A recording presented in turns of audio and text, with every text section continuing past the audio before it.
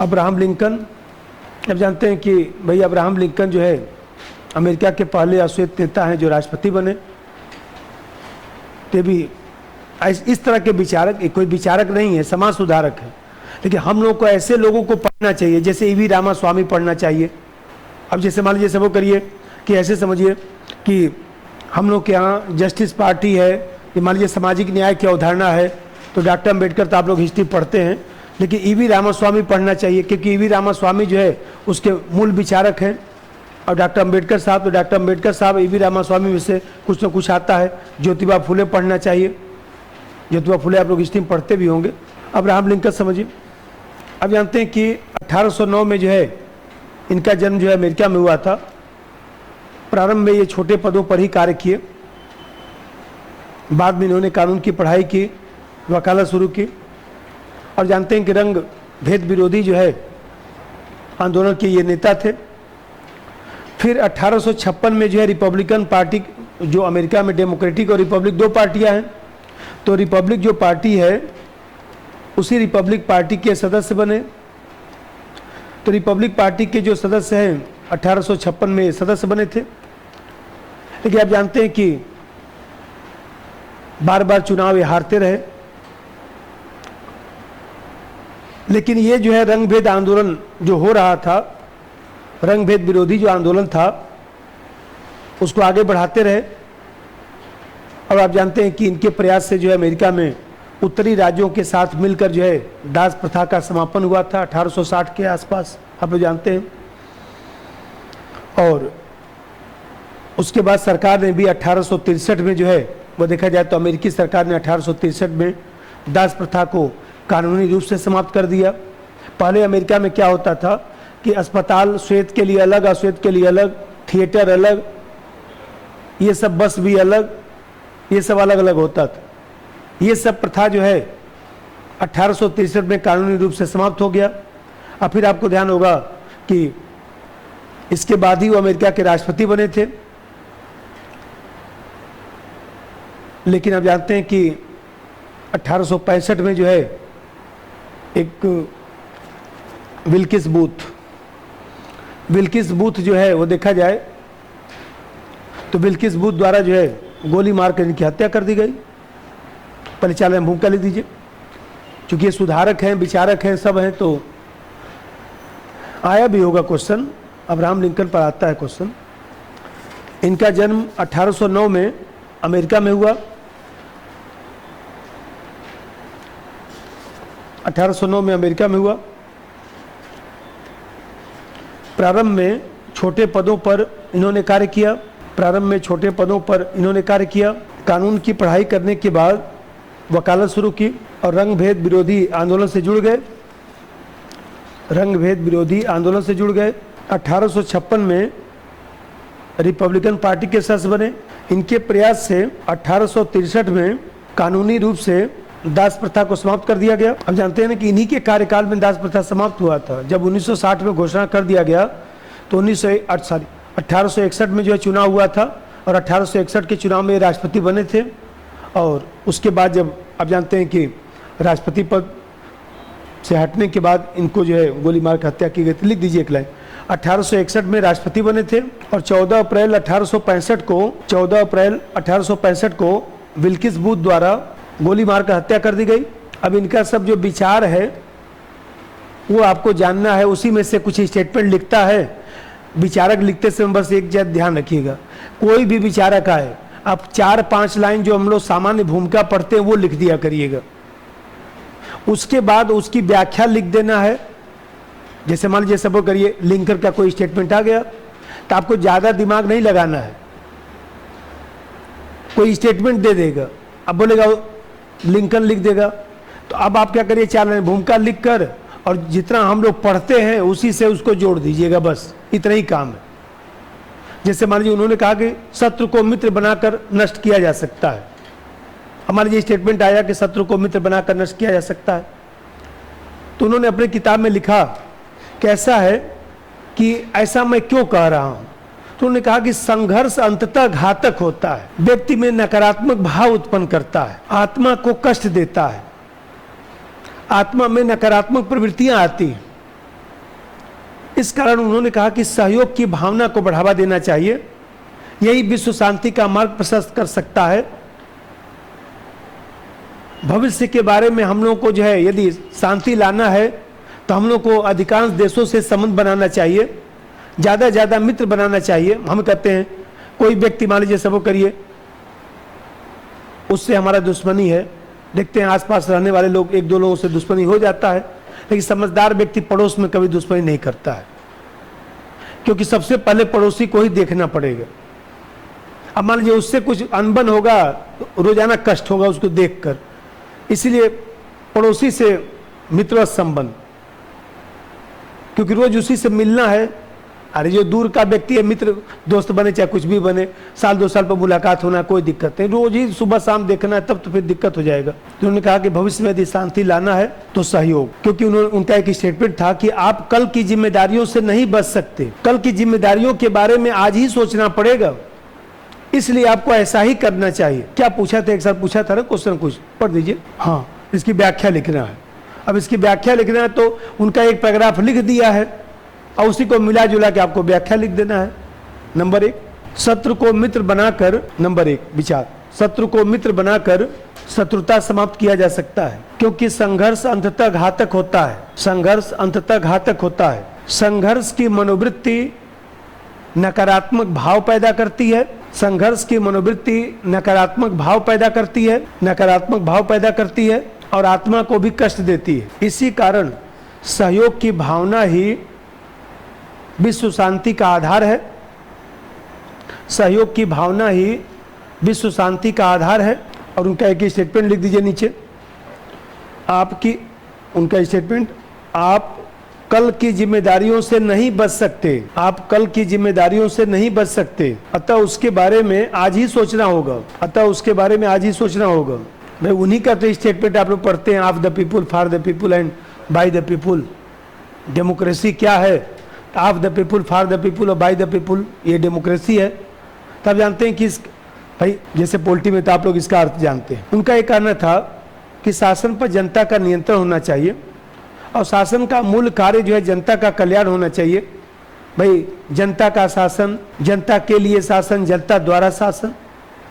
तो कहीं न कहीं जो है देखा जाए तो शासन में जो है शासन का कार्य जनता का कल्याण होना चाहिए, प्रशासन में जनता की उचित भागीदारी होना चाहिए, क्योंकि उनका मानना था कि एक बार जो है जनता का भरोसा शासन पर कमजोर हो गया तो आप कभी भी उसका आदर और सम्मान हासिल नहीं कर सकते। इसके लिए उन्होंने कहा कि जो प्रतिनिधि हैं, जनता के जो प्रतिनिधि हैं, वो नियमित रूप से जनता के प्रति संवेदनशील होना चाहिए, तभी लोकतांत्रिक व्यवस्था सुचारुपूर्वक चल सकती है। लिख दीजिए।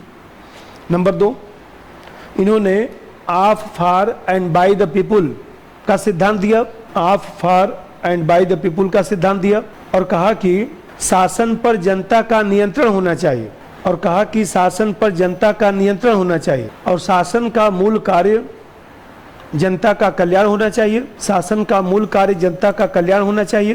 प्रशासन में जनता की उचित और सक्रिय सहभागिता होनी चाहिए। प्रशासन में जनता की उचित और सक्रिय सहभागिता होनी चाहिए। पैरा चेंज करके इसी में, इनके अनुसार अगर एक बार जनता का भरोसा शासन पर कमजोर हो जाता है तो आप उसका आदर और सम्मान हासिल नहीं कर सकते। अतः प्रतिनिधियों को नियमित रूप से जनता के प्रति संवेदनशील होना चाहिए। देखिए अब्राहम लिंकन ने धर्म के बारे में व्याख्या किया था और कहा था कि रिलीजन क्या है, तो उन्होंने कहा कि धर्म कुछ भी नहीं है, कर्तव्य पालन की भावना है। मतलब भारतीय दर्शन से मिलता जुलता विचार उनका। उन्होंने कहा कि धर्म क्या है, तो जैसे हमारे यहाँ धर्म जो है कर्तव्य पालन की भावना है।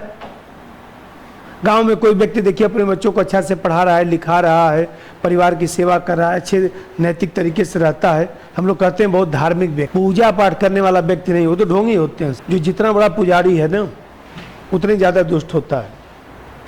तो ऐसे दिशा में देखा जाए पूजा पाठ का अलग एक मुद्दा हो गया। तो उन्होंने कहा कि धर्म का मतलब है कर्तव्य पालन की भावना। उनसे कहा गया कि भाई हम अपने कर्तव्य पालन की भावना कर रहे हैं तो कैसे पता चलेगा कि हम सही कर रहे हैं कि गलत कर रहे हैं।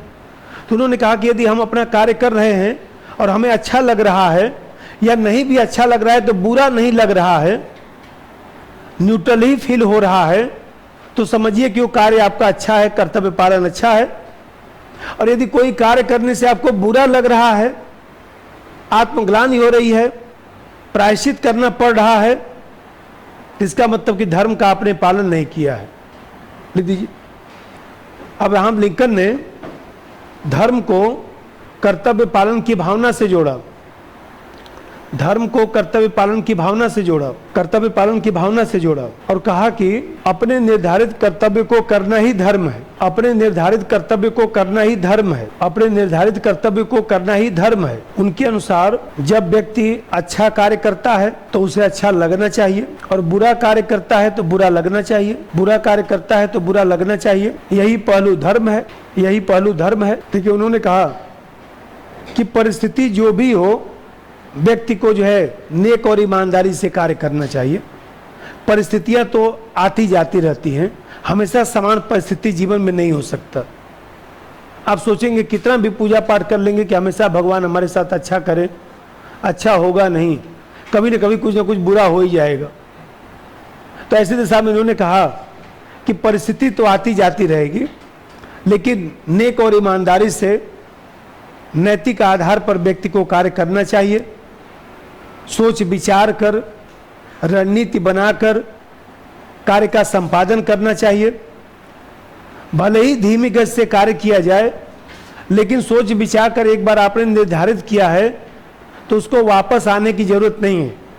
अब मान लीजिए आपने तैयारी शुरू किया कि चलो IAS बन जाते हैं, चलो PCS बन जाते हैं। अब पता चले कि सोचना तो शुरू कर दिए, 2-3 साल लगा भी दिए। अब फिर मान लीजिए आपको 3 साल लगाने के बाद, 4 साल लगाने के बाद लग रहा है कि अब उसी में कोई बातें थोड़ी बहुत कमी है, थोड़ा बहुत और पढ़ के अब उसको मामले को निपटाना है, क्योंकि पीछे हटने से काम नहीं चलेगा। भाई हमें कहते हैं ये 4 से 5 बार राष्ट्रपति पद का चुनाव हारे थे, इसी तरह से आपको देखोगा 3 बार सीनेट का चुनाव हारे थे, 3 बार सीनेट का भी चुनाव हार गए, 4-5 बार राष्ट्रपति का भी चुनाव हार गए। भाई जो बाइडेन साहब भी तो राष्ट्रपति के चुनाव हारे हैं, ये क्यों भूल गए? अब वो सोचते कि मैं बूढ़ा हो गया हूँ, सीढ़ी पर से गिर जाता हूँ। नहीं गिर गए थे।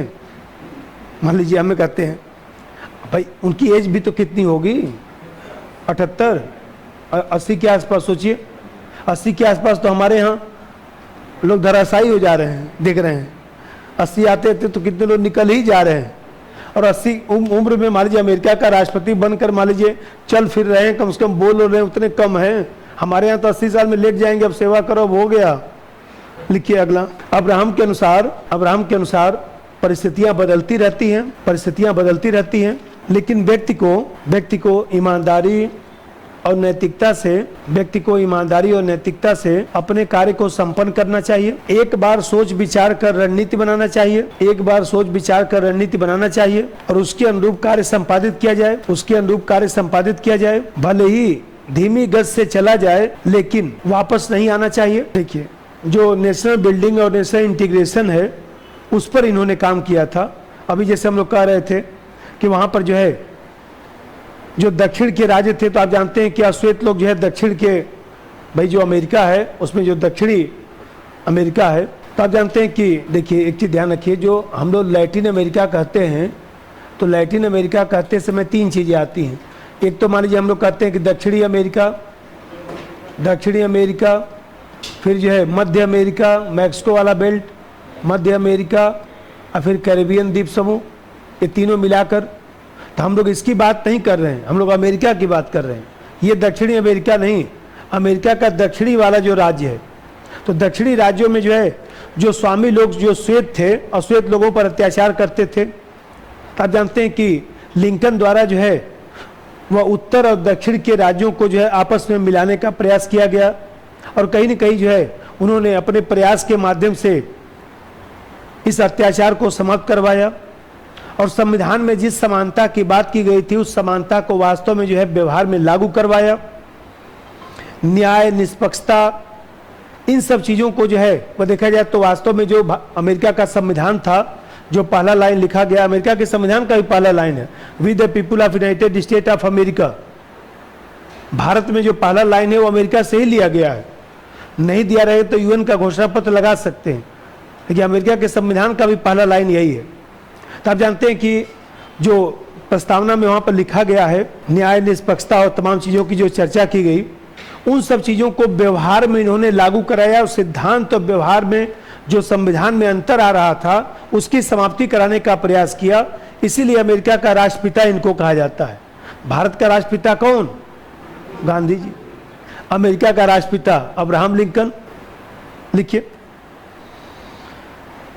राष्ट्र निर्माण तथा राष्ट्रीय एकीकरण की प्रक्रिया को आगे बढ़ाया। राष्ट्र निर्माण तथा राष्ट्रीय एकीकरण की प्रक्रिया को आगे बढ़ाया।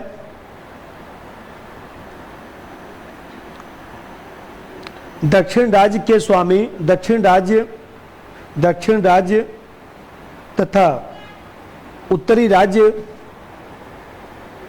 के मध्य एकीकरण कराया।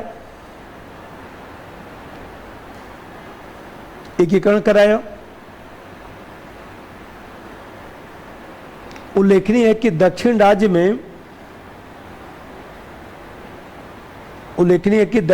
में अश्वेत लोगों पर अत्याचार करते थे। अश्वेत लोगों पर अत्याचार करते थे।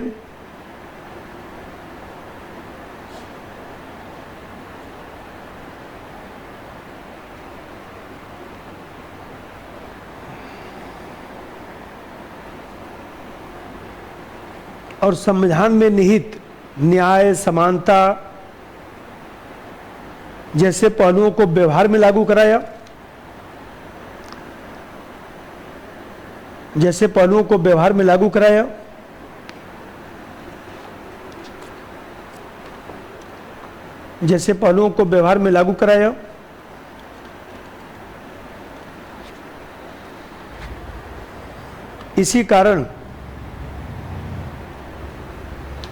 इसी कारण इन्हें ईमानदार पुरुष और राष्ट्रपिता की संज्ञा दिया गया। इसी कारण इन्हें ईमानदार पुरुष और राष्ट्रपिता की संज्ञा दिया गया। ईमानदार पुरुष और राष्ट्रपिता की संज्ञा दिया गया।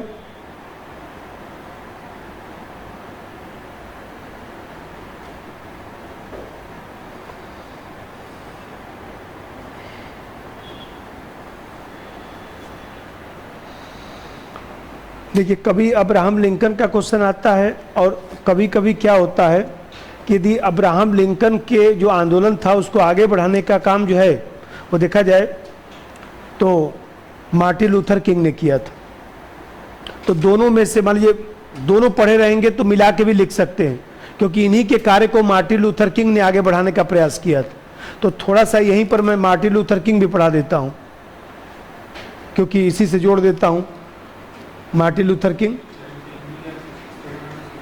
हाँ बोलिए। लगभग सभी लोग विपत्ति का सामना कर सकते हैं, पर यदि किसी के चरित्र का परीक्षण करना है तो सक्रिय अधिकार है। हाँ, अब्राहम लिंकन का स्टेटमेंट है, ये भी आया था कि उन्होंने कहा था कि जैसे मान लीजिए सपोज करिए कि किसी व्यक्ति को अधिकार दीजिए और अधिकार देने के बाद देखिए कि उसका व्यक्तित्व कैसा है।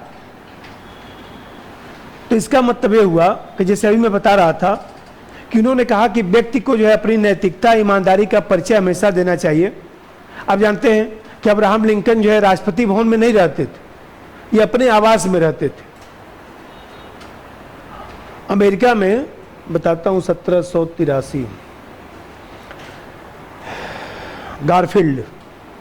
गारफील्ड जो वहां पर राष्ट्रपति था, 1883 की बात है। तो आप जानते हैं कि गारफील्ड जो है वो रिक्शे से जाया करता था। तो गारफील्ड रिक्शे से जाता था तो आप जानते हैं कि उसकी हत्या कर दी गई। 1873 की बात है, 1873।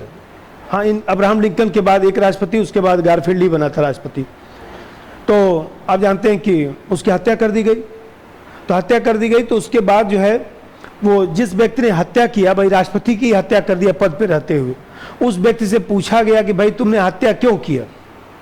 तो उस व्यक्ति ने बताया कि भाई ऐसा है कि हम लोग पढ़ लिख कर जो है बेरोजगार घूम रहे हैं और जितने पार्टी के लोग हैं वो महत्वपूर्ण पदों पर हैं। तो आप जानते हैं कि उसको सजा तो दी गई, लेकिन अमेरिका ने तुरंत जो है 1873 की ही बात है, 1873 में अमेरिका ने जो है पेंडल्टन एक्ट बनाया। अब पेंडल्टन एक्ट बनाकर वहाँ पर कमीशन बनाया गया और उसी कमीशन से जो है परीक्षा होता है। वहाँ पर केवल 20% नियुक्ति सरकार कर सकती है, बाकी 80% सिविल सेवकों की नियुक्ति जो है प्रतियोगी परीक्षा के आधार पर होती है। तो आप देखते हैं, तो इन्होंने अब्राहम लिंकन ने कहा कि भाई हम लोग को यदि मान लीजिए सब करिए कोई कार्य करना है तो हम लोगों को अपना नेक नियत रखना चाहिए, नैतिकता रखना चाहिए, ईमानदारी और निष्पक्षता से कार्य करना चाहिए। उन्होंने कहा कि जैसे मान लीजिए अभी हमने कहा कि शत्रु है, शत्रु को शत्रु के रूप में मत देखिए, आप तो नैतिक व्यवहार करिए, वो गलत है वो अपना भोगेगा, हम क्यों गलत हो जाए। तो आप देख रहे हैं वही स्टेटमेंट दिया था जो अभी आप पढ़ रहे थे कि स्टेटमेंट था ना, एक बार दोबारा पढ़िएगा। लगभग सभी लोग विपत्ति का सामना कर सकते हैं, पर यदि हाँ, किसी को यदि चरित्र का परीक्षण करना है तो उसको जो है अधिकार दे दीजिए। तो देखिए हमें कहते हैं कि कोई शक्तिशाली व्यक्ति है, ज़्यादा जो शक्ति रखता है वो देखा जाए तो वो बहुत प्यार से बात करता है, नैतिकता से बात करता है। जैसे मान लीजिए मनोहर जोशी साहब जो है गोवा के मुख्यमंत्री थे, आप इसको समझाने के लिए एग्जाम्पल लिख सकते, कोई दिक्कत नहीं है। स्टेटमेंट तो उन्हीं का रहेगा, आसपास वहीं चलेगा। मनोहर जोशी साहब, पारेकर साहब मान लीजिए वहाँ पर मुख्यमंत्री थे, वो बेचारे अपने स्कूटर से आते जाते थे, कोई बच्चा टकरा गया, वो बोल दिया, लड़ा दिया गाड़ी अपनी, तो बच्चा बताया कि तुम देख के नहीं चल सकते हैं, हमारे पिताजी IAS अधिकारी हैं। तो मनोहर पारेकर साहब बोले कि पिताजी से बता देना कि हम यहीं पर मुख्यमंत्री हैं। तो मान लीजिए हमें कहते हैं कि ये सोचिए कि जो मुख्यमंत्री व्यक्ति है वो स्कूटर से चल रहा है, घूम रहा है, फिर रहा है। त्रिपुरा के जो मुख्यमंत्री थे जो 23 साल तक रहे, क्या नाम था, सरकार सोमित सरकार के क्या ऐसे कुछ नाम था उनका, कुछ सरकार करके नाम था, हाँ मणिक सरकार। तो आप जानते हैं कि वो साइकिल से चला करते थे। चुनाव ना 23 साल तक हारे थोड़े ना, 1-2 सीट किसी को मिल जाता था, इससे ज़्यादा कुछ नहीं। गांव गांव में साइकिल से जाते थे, अपना कहीं भी खा लिए, कहीं सो गए, कहीं किस तरह से। मुख्यमंत्री आवास का पता ही नहीं था कि मुख्यमंत्री आवास क्या है। तो आप देखा जाए, इन्होंने कहा कि भाई यदि आपको शक्ति मिल जाए तो शक्ति का दुरुपयोग नहीं होना चाहिए। शत्रु के साथ भी जो है वह देखा जाए तो शत्रु से ज़्यादा शक्ति रख कर भी उसके साथ हमको अच्छा व्यवहार करना चाहिए। और जैसे अभी हम लोग कह रहे थे, मान लीजिए कि शासन है तो शासन के आधार पर जो आपको शक्ति दिया गया है वो किस लिए दिया गया है, जनता की सेवा करने के लिए। इसीलिए तो of the people, for the people और बाय द पीपुल का सिद्धांत इन्होंने दिया। और फिर जैसे अभी हम लोग व्याख्या कर रहे थे कि वो कहते थे कि यदि आप मान लीजिए शांति चाहते हैं तो मित्र बनाना सीख लीजिए, क्योंकि कहीं ना कहीं जो है शत्रु जो है हमेशा अशांति को ही बढ़ावा देंगे। यदि विश्व में जो है आपस में मित्रता का भाव होगा तभी विश्व में जो है शांति का मार्ग प्रशस्त हो सकता है। उसी से उसकी व्याख्या लिखना है बस। वो तुम्हें बताया ना कि स्टेटमेंट क्या होता है कि कोई मान लीजिए कहीं से 2 लाइन उठाकर दे देगा, आपको उसी के आसपास व्याख्या लिख देना है, उसी से जोड़ घटाकर 150 शब्द में पूछा होगा